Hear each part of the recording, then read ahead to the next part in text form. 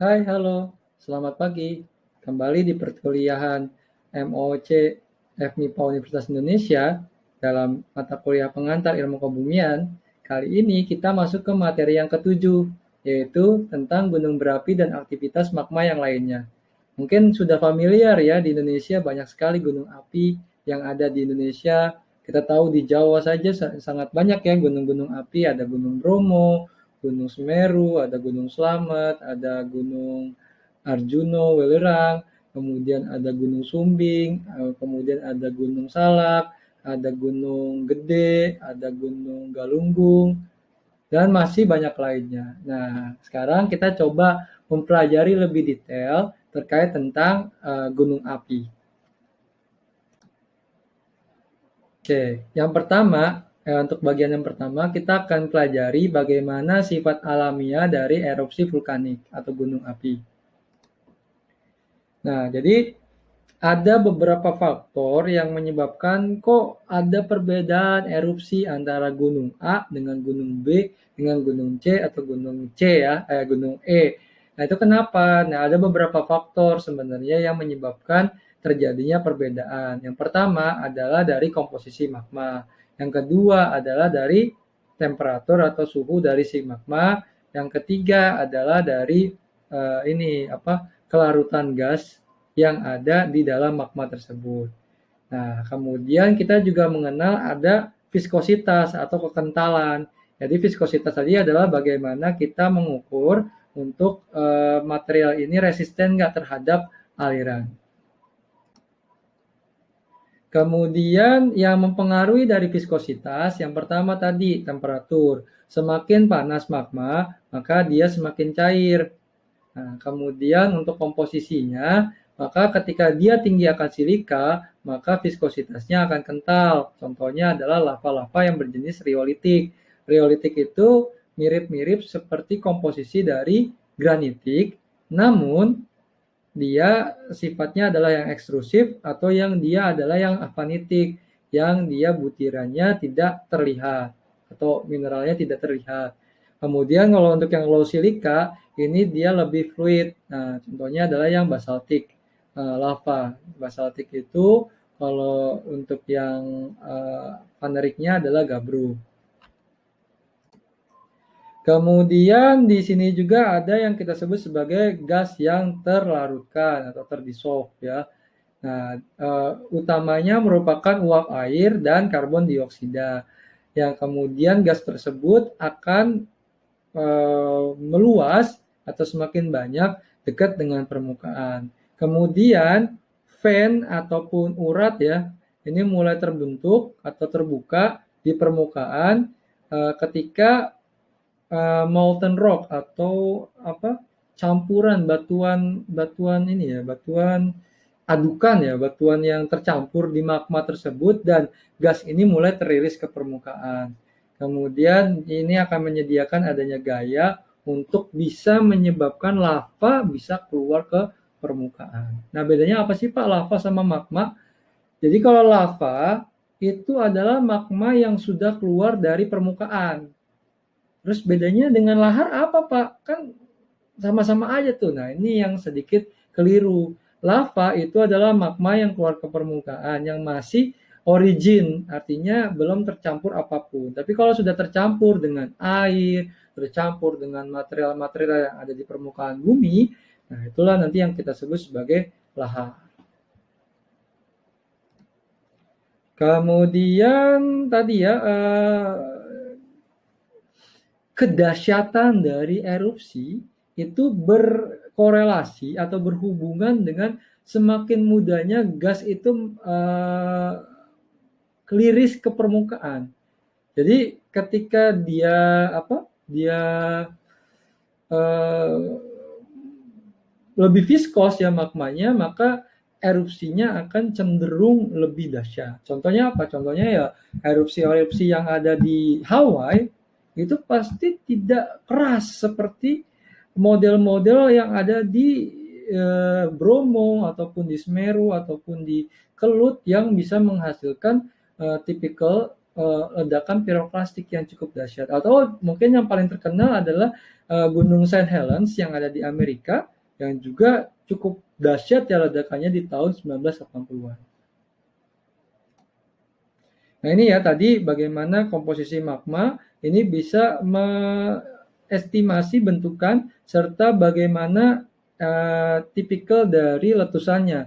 Misalnya komposisinya basaltik. Basaltik itu kan dia silika kontennya kecil ya, artinya memang dia temperaturnya tinggi. Kemudian viskositasnya cenderung dia encer, kemudian gas kontennya juga nggak banyak. Nah, tipikalnya tipikal yang tidak akan melontarkan dari mineral piroklastik. Nah, landform dari vulkaniknya itu apa sih? Landform vulkaniknya itu tipikalnya ada yang silt volcano atau yang gunung api perisai, kemudian plato basal, kemudian juga yang tipikalnya adalah cinder cone. Cinder cone tuh mirip-mirip kayak ini sih. Kalau kalian makan pizza, kemudian dia yang apa istilahnya tuh volcano pizza ya. Jadi tiba-tiba nanti pizzanya ngeluarin cairan. Jadi kan dia leleh kan, nggak sampai yang bur gitu, sampai meledak enggak. Tapi tipikal yang cinder cone tuh kayak pizza yang kita nanti ada apa kayak alkohol dan lain sebagainya yang nanti bisa melelehkan cairan yang ada di pizza tersebut. Ya, itu bikin lapar ya. Oke, yang berikutnya ada yang komposisinya andesitik atau yang intermediate.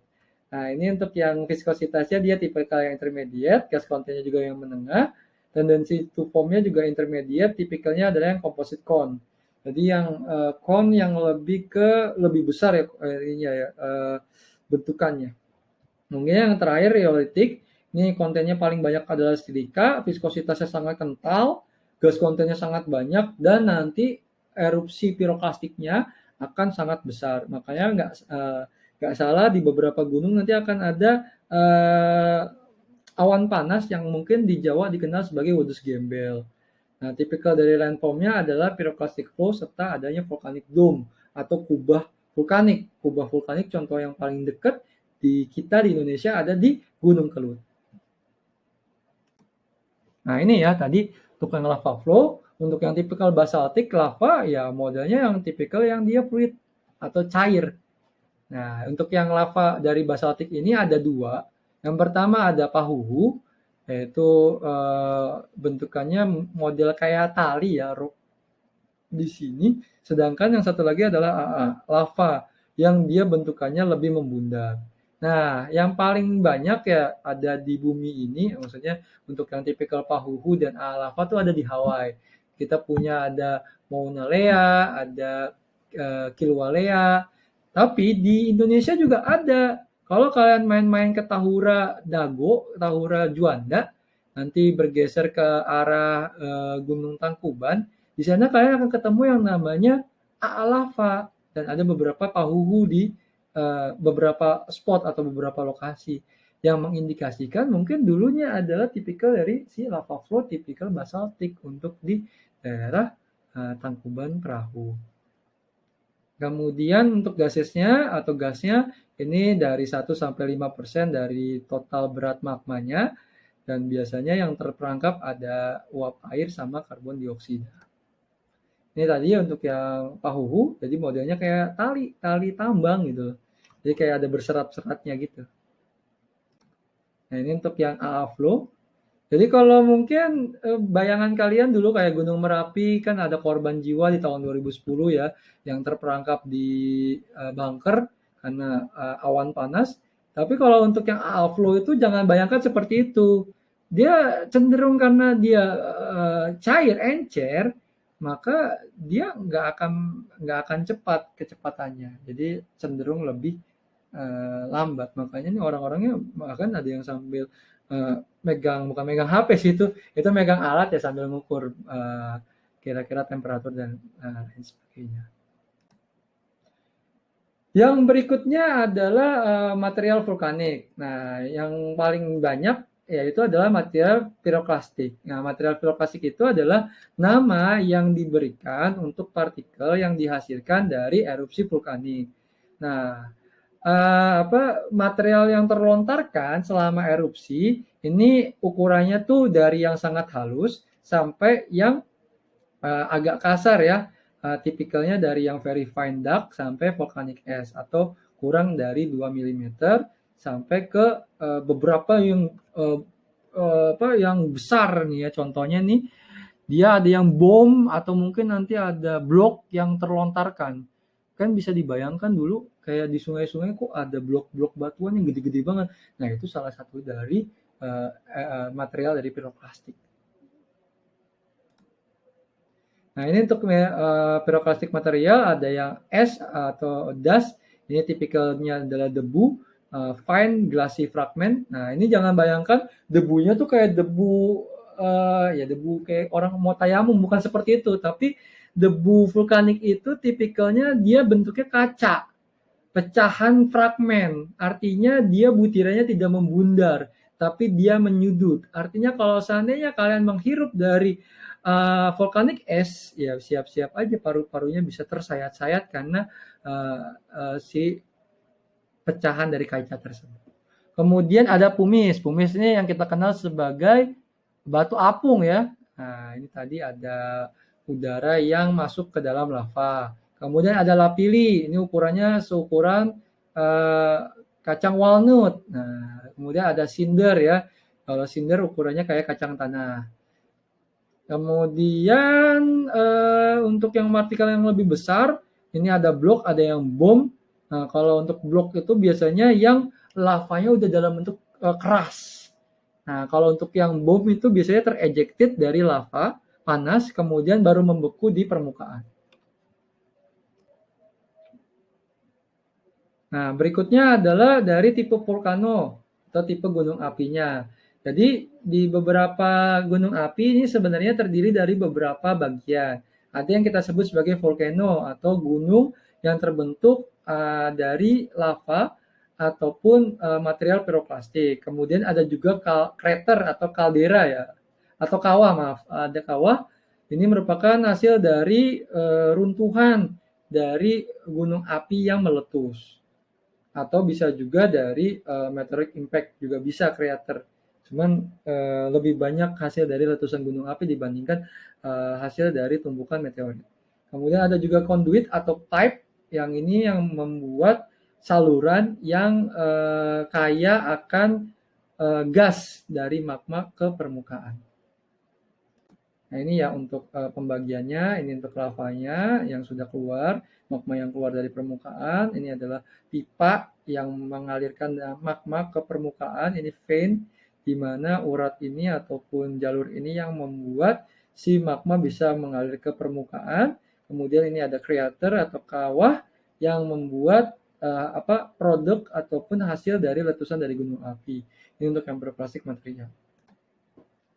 Kemudian ada beberapa tipe volcano lainnya yang tadi kan itu sebagai anatomi ya.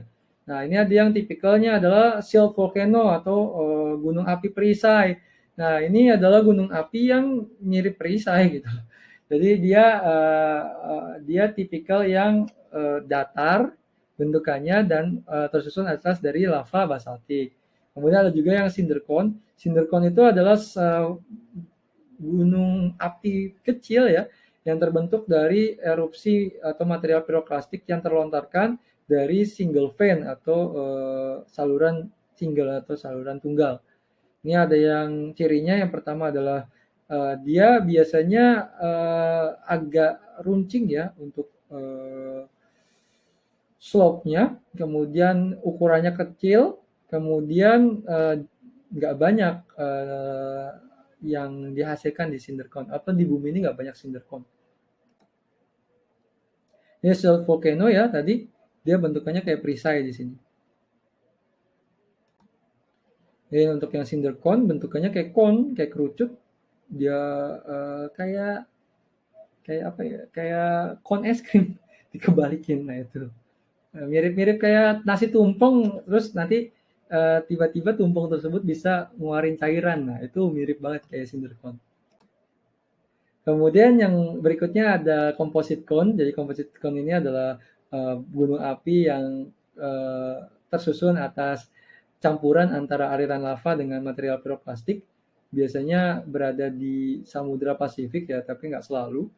Contohnya ada di Gunung Rainier, ukurannya besar, kemudian ada interbedded lava dengan piroklastik, jadi perselingan antara lava dengan piroklastik. Nah, ini biasanya letusannya dahsyat. Contohnya ini adalah gunung yang ada di Amerika ya, Mount Rainier. Kemudian juga ada di Gunung Fuji. Nah, itu sebagai contoh dari composite cone. Ini Gunung Helena, St. Helens. Yang ini ya awalnya seperti ini, kemudian meletus tahun 1980. Menjadi ada crater di sana, atau bahkan disebutnya juga sebagai kaldera. Kaldera itu adalah kawah raksasa. Nah, ini contoh ya bagaimana perbandingan antara yang paling besar di masing-masing dari gunung ya. Jadi kalau seandainya untuk yang Shield Volcano yang paling luas adalah si Mauna Loa di Hawaii, ini kurang lebih ya ukurannya segini. Ini 20 kilo segini. Jadi seluas dari Pulau Hawaii itu ya yaitu si Shield Volcano-nya gitu. Ini untuk yang cinder cone, untuk yang large cinder cone, si Sunset Crater yang terbentuk di Arizona, dan ini adalah si Gunung Rainier sebagai gunung komposit besar. Perbandingannya ya paling besar memang si vulkanik yang tipikal dari Shield Volcano. Kenapa? Karena memang dia cenderung tidak tinggi tapi dia melebar. Ini untuk yang bentukan dari landform lainnya yaitu kaldera tadi ya, depresi besar dari volcano atau kawah raksasa. Dia bentukannya sirkular, biasanya akan menghasilkan kolaps dan luasan areanya tuh lebih dari 1 kilometer diameter. Kemudian ini yang nggak kalah penting ada plato lava.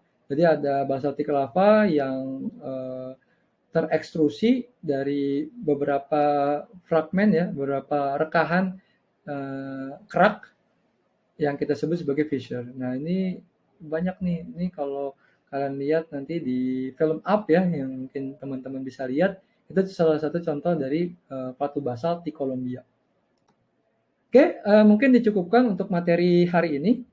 Materi yang pertama ini. Silakan kalau ada pertanyaan, silakan ditanyakan di kolom komentar.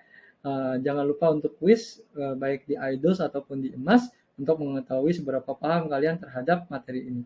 Demikian, sekian dari saya. Kurang lebihnya mohon maaf kalau tertarik. Assalamualaikum warahmatullahi wabarakatuh. Selamat pagi. Sampai ketemu di chapter selanjutnya. Terima kasih.